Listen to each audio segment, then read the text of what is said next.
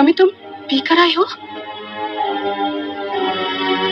दोस्तों, साल 1994 में दूरदर्शन पर एक फिल्म आई थी जिसका नाम था वो छोकरी। इस फिल्म ने उसी समय अपने कालखंड से 50 साल आगे की बात रखी थी, जिस कारण उसमें भाग लेने वाले कलाकारों और फिल्म निर्माता को काफी आलोचना और प्रत्यालोचना सहनी पड़ी थी और ये फिल्म काफी चर्चित भी हुई। फेयरफ्लेक्स एंटरटेनमेंट की फिल्मी बातें कार्यक्रम में आज हम इसी फिल्म के इर्द गिर्द अपनी बातचीत को रखेंगे, तो स्वीकार कीजिए सीमा शाही का नमस्कार।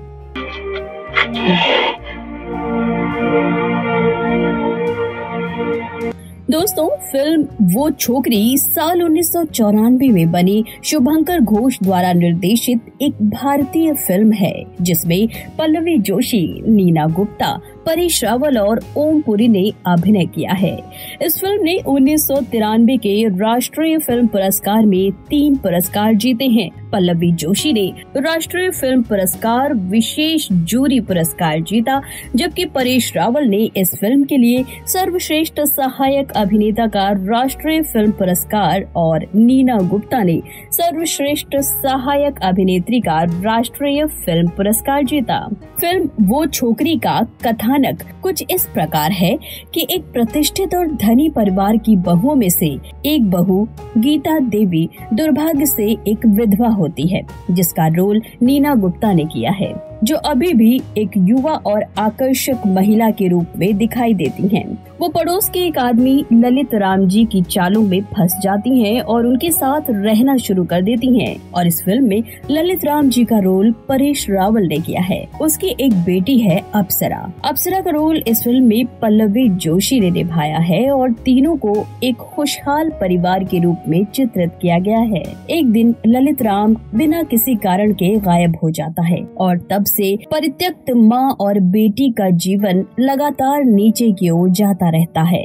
अप्सरा को स्कूल छोड़ने के लिए मजबूर होना पड़ता है और जब उसके माता पिता का अतीत उसके स्कूल के अधिकारियों को पता चलता है कि आय के साधन न होने के कारण उनके मकान मालिक उन्हें घर से जाने के लिए कहते हैं। इस कारण से उन्हें एक झोपड़ी वाली कॉलोनी में जाना पड़ता है। गीता अपनी बेटी का भरण पोषण करने और आजीविका कमाने के लिए नौकरानी का काम शुरू कर देती है। फिल्म में एक मार्मिक विषय भी है जो कि अप्सरा का अपने पिता के साथ रिश्ता है, जिसके भ्रामक प्रेम में वो एक बचकानी और अंत में भयानक रूप से अनुचित विश्वास के साथ बंधी रहती है।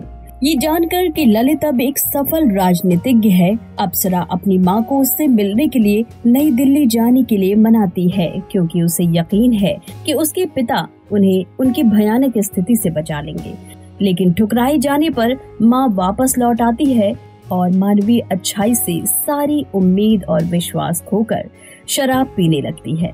इसके तुरंत बाद वो अपनी 16 वर्षीय बेटी को अकेला छोड़कर मर जाती है। बेटी 15 साल से विधुर ओमपुरी के घर में नौकरानी के रूप में अपनी मां की नौकरी करती है। वो वास्तव में लड़की के कल्याण के लिए चिंतित दिखता है और वो धीरे धीरे उसका विश्वास जीतता है और अंत में उम्र के अंतर के बावजूद भी उसे अपने साथ रहने के लिए मजबूर कर देता है। कुछ शुरुआती अनिच्छा के बाद लड़की अंततः स्वीकार कर लेती है और ओमपुरी के साथ रहना शुरू कर देती है। कुछ समय बाद एक युवा उस लड़की को अभाव से मुक्त एक सुरक्षित जीवन जीने का अवसर देता है। उसके रक्षक की दिल का दौरा पड़ने से मृत्यु हो जाती है। उसके रिश्तेदार लड़की पर हत्या का आरोप लगाते हैं, जिस कारण उसे हिरासत में लेकर पुलिस पूछताछ करती है। कुछ महीनों के बाद सबूतों के अभाव में उसे रिहा कर दिया जाता है। अपने हाल पर छोड़ दी गई उस लड़की को कुछ समय के लिए वैश्या के रूप में काम भी करना पड़ता है। मुंबई में वो 3 अन्य सड़क के बच्चों के साथ रेलवे स्टेशन पर रहना शुरू कर देती है, यहाँ तक कि उनके बीच नेतृत्व का दर्जा भी हासिल कर लेती है। एक दिन उसे पता चलता है कि उसके पिता दिल्ली से शहर आ रहे हैं और वो एक सम्मेलन में भाग लेने वाले हैं। वो सम्मेलन में भाग लेने का फैसला करती है और सम्मेलन के दौरान वो उठती है और दूर से ही चिल्ला चिल्ला कर अपने पिता को आवाज देकर बुलाने लगती है। वो उन्हें बताने की कोशिश करती है कि वो उनकी बेटी है ललित राम उसकी पुकार को अनदेखा कर देता है और उसे पुलिस को आदेश देकर बाहर निकलवा देता है और सड़क से दूर शहर के बाहर फेंकवा देता है। फिर उस लड़की को एहसास होता है कि उसकी माँ सही कहा करती थी। उसके पिता ने वास्तव में उन्हें उनके भाग्य पर छोड़ दिया था। जीवन में क्रूरता का सामना करते हुए वो जोर जोर से अपने भाग्य पर विलाप करती हुई और जीवन को कोसती हुई आगे बढ़ रही है। तभी उसके पिता का एक गुर्गा उसके पीछे से आता है और उसे बेरहमी से मार देता है। फिल्म यहीं पर उसके मरने के साथ समाप्त हो जाती है। वो छोकरी अपने समय से आगे आने वाले समय की शानदार कल्पना है और कलाकारों के बेहतरीन अभिनय से सजी हुई फिल्म है। भले ही आप कला फिल्मों के पारखी न हो, लेकिन इसके अपरंपरागत विचारों, आसानी से समझ में आने वाली लेकिन मनोरंजक कहानी और इसके रीढ़ कलाकारों के अभिनय के कारण आप फिल्म वो छोकरी से प्रभावित हुए बिना नहीं रह सकते। फिल्म की कहानी और अभिनय प्रामाणिक, भावपूर्ण और मार्मिक है, जिसमें कभी कहीं भी नाटकीयता नहीं है।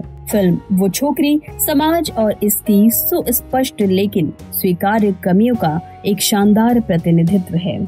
तो दोस्तों, फेयरफ्लिक्स एंटरटेनमेंट की फिल्मी बातों का रंग बदलता रहता है। इस बदलते हुए रंग से आप अपने आप को रंगने के लिए हमारे चैनल को सब्सक्राइब जरूर कर लीजिए, ताकि हमारे सभी रंग आपके ऊपर चढ़ते रहें। और अब चलने का समय है, तो अनुमति दीजिए सीमा शाही को, आप सभी को मेरा प्यार भरा नमस्कार। वो एक कुत्ता है जो अपनी बीवी और बच्चे का भी गोश्त खा सके है।